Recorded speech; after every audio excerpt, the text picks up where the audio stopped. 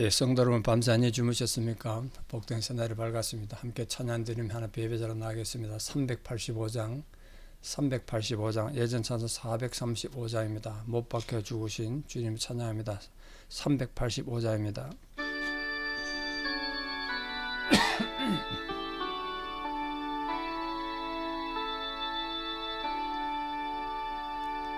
못 박혀 죽으신 하나님 어린 양 믿습니다.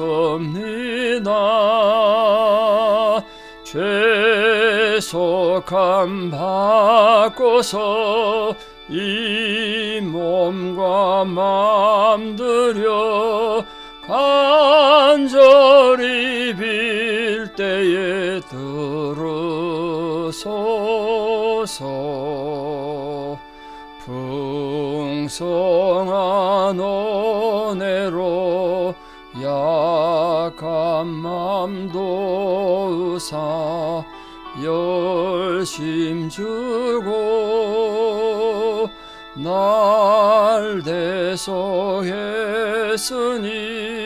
주 사랑하는 마 불같이 뜨겁게 하옵소서. 이 세상 어두워 길 찾지 못하니 인도하사 내 슬픈 눈물을 다 씻어주시고 그 밝은 빛으로 이끄소서. 내 생명 꿈같이 이 세상 떠날 때 부르시고 사랑을 베푸사 평안케 하시며 영생을 누리게 하옵소서.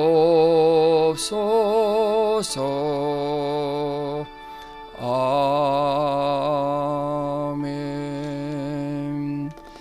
사도신경으로 우리의 신앙을 고백드립니다. 나는 전능하신 아버지 하나님 천지의 창조주를 믿습니다. 나는 그의 유일하신 아들 우리 주 예수 그리스도를 믿습니다. 그는 성령으로 잉태되어 동정녀 마리아에게서 나시고 본디오 빌라도에게 고난을 받아 십자가에 못 박혀 죽으시고 장사된 지 사흘 만에 죽은 자 가운데서 다시 살아나셨으며 하늘에 오르시어 전능하신 아버지 하나님 우편에 앉아 계시다가 거기로부터 살아있는 자와 죽은 자를 심판하러 오십니다. 나는 성령을 믿으며 거룩한 공교회와 성도의 교제와 죄를 용서받는 것과 몸의 부활과 영생을 믿습니다. 아멘. 2025년 6월 12일 목요일 새벽 하나님 주신 말씀 누가복음 21장 1절에 4절입니다. 누가복음 21장 1절에 4절 봉독에 올립니다.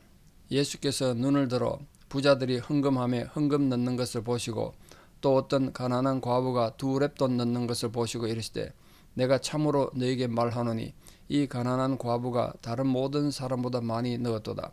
저들은 그 풍족한 중에서 헌금을 넣었거니와 이 과부는 그 가난한 중에서 자기가 가지고 있는 생활비 전부를 넣었느니라 하시니라. 아멘. 예, 어제 서기관들에 대한 예수님의 비판을 들으셨는데 오늘 21장 이제 예수님께서 마지막 종말을 준비한 예수님의 십자가 죽음을 앞두고 여러 가지 심각한 선언을 하십니다. 그 전에 오늘 읽은 본문은 가난한 과부가 헌금하시는 걸 보시고 아주 헌금을 내용의 액수보다 헌금하는 자세에 대해서 많이 칭찬하셨습니다. 앞부분에 이 서기관들이 높은 자리에 앉는 걸 좋아하고 남들에게 인정받는 걸 좋아하고 잔치 상석에 앉는 걸 좋아하는 것을 거기에 빗대어서 책망하신 거죠. 거기에 대한 서기관들과 비교할 때 가난한 과부의 그 겸손하고 또 자기를 낮추는 그 모습을 칭찬하셨습니다. 그리고 이제 내일부터 보실 텐데 5절부터는 성전 파괴에 대한 예언을 하십니다. 첫 번째 환란의 날, 즉 심판의 날이 닥칠 것이다. 그건 아주 고통과 치욕스러운 심판의 환란이 임할 것이다.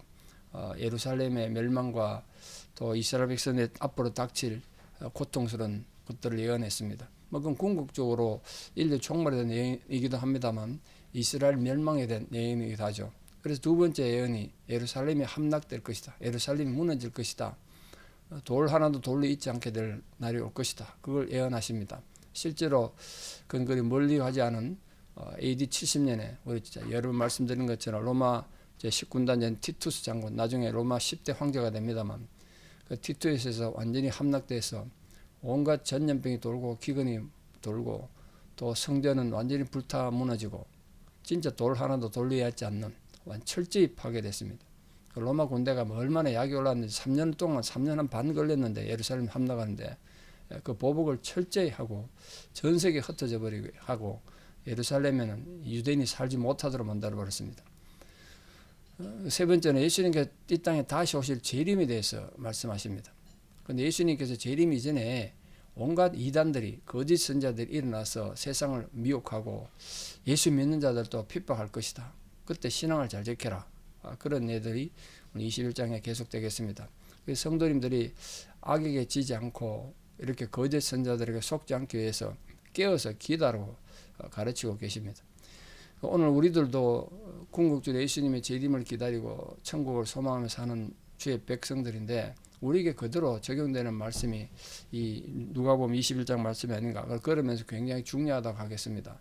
자, 먼저 오늘 첫 번째로 읽은 이 본문은 흔히 말하는 부자와 가난한 과부의 헌금의 내용을 보여주는데 이 부자와 가난한 과부가 헌금하는 걸 통해서 거짓된 경건과 참된 경건을 참된 예배와 거짓된 예배를 예수님이 이렇게 대비해서 말씀하셨다는 건 우리에게 굉장히 중요한 교훈과 경고를 준다고 생각하겠습니다.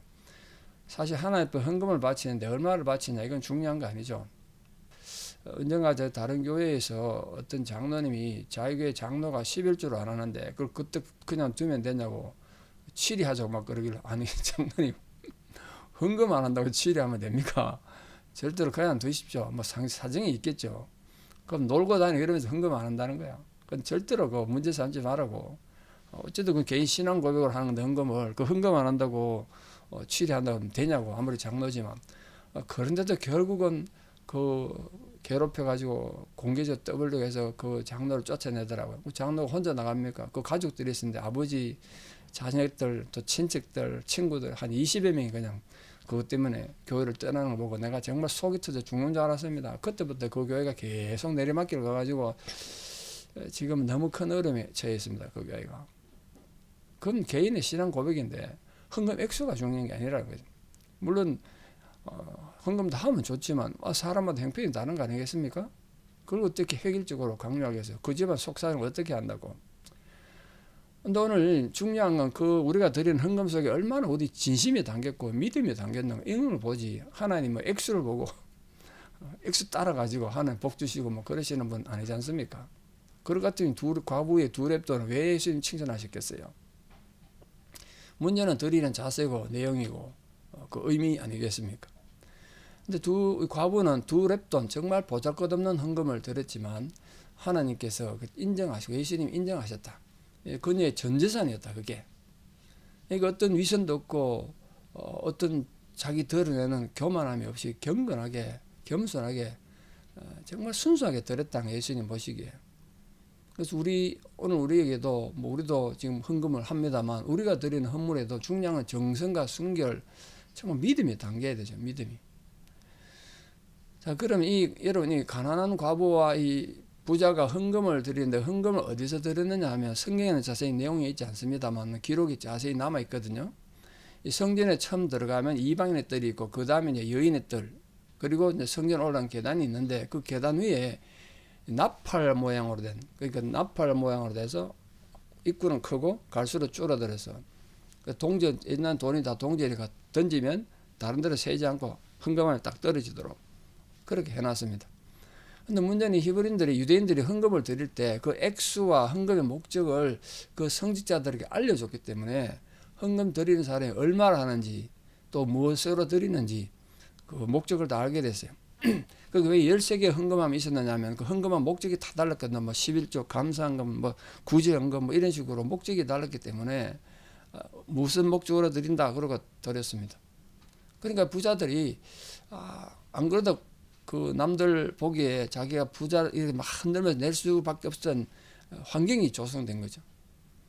한편을 렙돈이라는 건 가장 작은 단위의 돈인데요.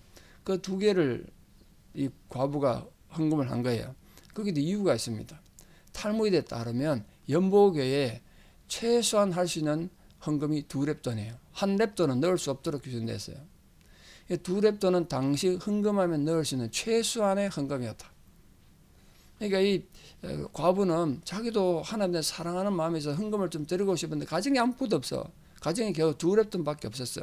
근데 그걸 열심히 그거라도 드렸다는 거예요. 그 드리면서 아까 말씀처럼 제가 2렙돈을 드립니다 이랬으면 사람들 다 보고 들을 거 아닙니까? 예수님 그걸 들은 거 보면 예수님은 들었겠습니까? 다른 사람 다 들었으면 아니 어떻게 2렙돈을 헌금하냐? 뭐 이렇게 사람들이 비웃고 욕했을 수도 있죠. 근데 그 모든 사람들 헌금을 보신 예수님께서 부자들이 거창한 목적으로 하는 헌금보다 이 과부의 작은 액수지만 정성과 믿음이 담긴 액수의 헌금이 더 귀한 것이다. 하나님 앞에 더 귀한 은혜가 있는 헌금을 했다. 이렇게 지금 인정하시지 않습니까? 그러니까 우리도 오늘도 하나님 앞에 뭐 헌금을 드리고 희생을 하고 봉사를 합니다만 자세가 굉장히 중요하다. 도대체 렙돈은 얼마의 가치가 있는 돈이기에 예수님께서 그 가난한 과부를 칭찬하셨고 그 가난한 과부는 그걸 통해서 어떤 의미를 가졌는가? 자, 성경에 등장하는 화폐 단위들이 있는데요. 드라크마가 있고 데나리온이 있습니다. 이 드라크마나 데나리온은 하나는 드라크마는 히브리 개념이고 데나리온은 이 로마적 개념으로 이렇게 나누신다면 노동자 하루 품삯에 해당되는 돈입니다. 요즘 지금 한 100불 정도 되겠죠. 요즘 막노동한 노동자가 100불 이상 버는지 잘 모르겠습니다만. 그 다음에 아사리온이 등장합니다. 참새 2마리가 한 아사리온에 팔린다라고 성경에 보면 그 아사리온은 이 데나리온의 16분의 1입니다. 하루 품삯이 16분의 1이에요. 그리고 고드란트도 등장하던 성경에 고드란트 아사리온의 4분의 1입니다. 이 렙돈은 그 고드란트 2분의 1 돈이에요. 한 렙돈의 가치가 얼마냐면 이게 128분의 1 데나리온입니다. 노동자 하루 품삯에 하루 버는 돈의 128분의 1. 100불 벌면 100불에 128분의 1이니까 한 80센트 정도밖에 안 되는 거예요. 1불이 안 되는 거죠.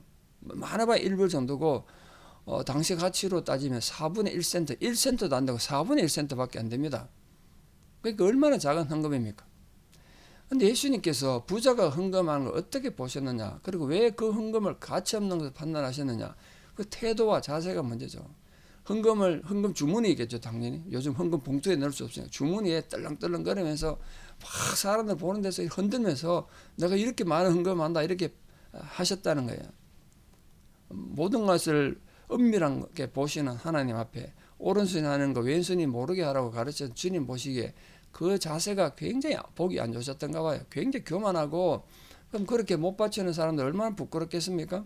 남들에게 열등감 가지게 하고 이런 자세들, 그 교만함, 자기를 드러내는 것, 이거를 하나님이 기뻐 안 하신다. 그런 맥락에서 예수님이 부자의 헌금을 비판하신 것 같습니다.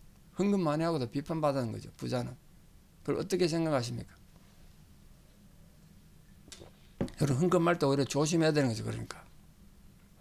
근데 중요한 건 이 본문에서 교회가 제가 어릴 때도 굉장히 가졌던 질문 하나가 있습니다. 예수님 뭐라고 그랬냐면 이 과부가 헌금하는 걸 보고 이렇게 말씀하셨어요. 그는 이 과부는 가난한 중에서 자기가 가지고 있는 생활비 전부를 넣었다. 이렇게 표현했습니다. 자, 질문 이겁니다. 예수님이 이 가난한 과부의 생활 형편을 어떻게 하셨을까요? 그게 생활비 전부인지 어떻게 하셨을까요? 그 전부터 이 과부하고 무슨 관계가 있어가지고 아는 사람이 있기 때문에 그럴까요? 그럴 수도 있죠. 성경에 자세히 설명이 없으니까. 근데 중요한 건 이거예요. 예수님은 지금도 우리 모든 형편을 아신다. 우리 형편을 다 아세요. 그리고 그녀가 드린 그 작은 액수의 헌금이 가진 의미도 아셨습니다. 2렙돈. 당시로 치면 2분 1센트예요. 한 랩돈이 4분 1센트니까 두 랩돈이니까 2분 1센트, 1센트도 아니었다는 거죠. 근데 그게 생활비 전부였대. 그 얼마나 굶주리고 가난한 상황이었겠습니까? 근데 그 가치를 최고의 헌금으로 인정하셨어요. 왜 그렇게 인정하셨겠습니까? 헌금의 자세가 중요하다. 우리의 형편과 처지를 아시는 주님을 기억하시고, 우리도 오늘 교회 가서나 뭐 여러 가지 상황을 위해서 헌금을 드리고 하는데 하나님 그 중심을 다 보신다는 거예요. 여러분 마음이 하나 앞에 가 있고 우리 겸손하고 또 신중하게 우리 믿음을 담아서 그렇게 드림으로써 하나님 인정하시고, 오늘 가난한 과부의 그 형편을 아셨던 주님께서 여러분 형편과 처지도 다 아시고 또 여러분 격려하시고 위로하신다는 걸 믿으시고, 그 속에서 위로받고 또 올바른 신앙의 모범을 보이고 신앙에 실천하는 거룩한 성도들 다 되시기를 주의 이름으로 축원합니다. 기도드리겠습니다. 사랑의 하나님, 은혜를 감사드립니다. 주님께서 제자들에게 복음을 가르치시고 하늘나라에 대하여 가르치실 때 네 물질이 있는 곳에 네 마음이 있다고 하시며 헌금에 대한 올바른 자세를 가르쳐 주셨습니다. 주님, 우리들이 헌금을 하다 보면 남들을 의식하기도 쉽고 남들에게 자기를 드러내기가 참 쉽습니다.